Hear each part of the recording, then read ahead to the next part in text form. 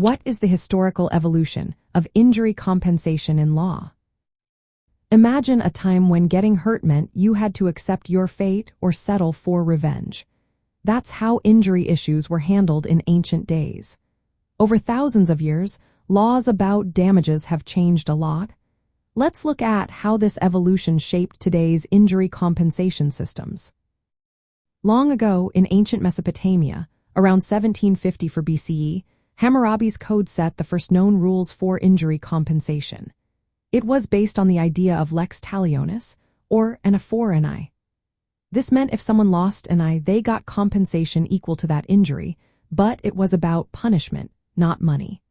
Ancient Roman law also recognized personal injury claims, laying the groundwork for liability and damages. In medieval Europe, especially in England, the idea of tort law started to develop.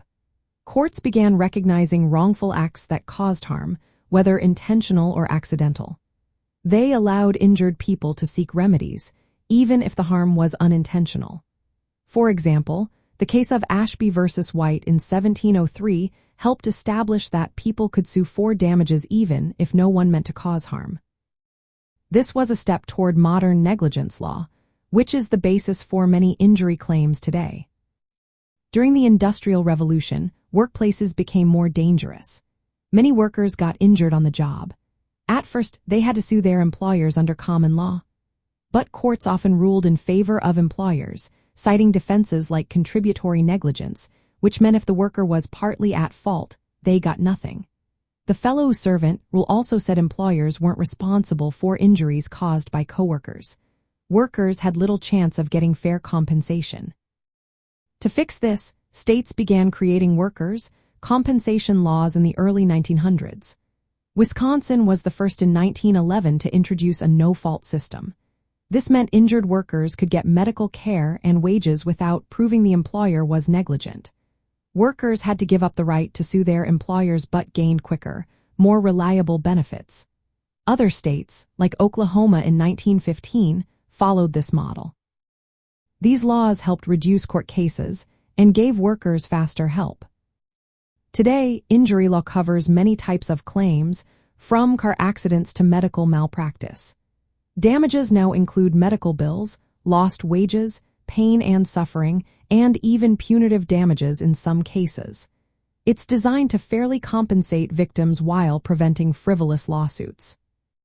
Common mistakes in injury claims include confusing workers' compensation with personal injury claims. Workers' compensation is no fault and limits suing employers, while personal injury claims requiring proving someone was negligent.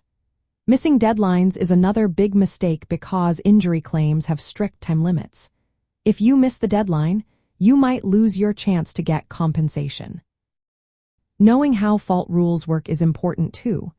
If you are partly at fault, your damages might be reduced or denied. Also, many people forget to claim all damages they deserve, like future medical costs or emotional pain. Proper documentation of injuries, treatments, and how injuries affect your life is essential. It makes your claim stronger and helps avoid disputes. Understanding this history shows why modern injury laws exist, to give fair, timely remedies for those hurt.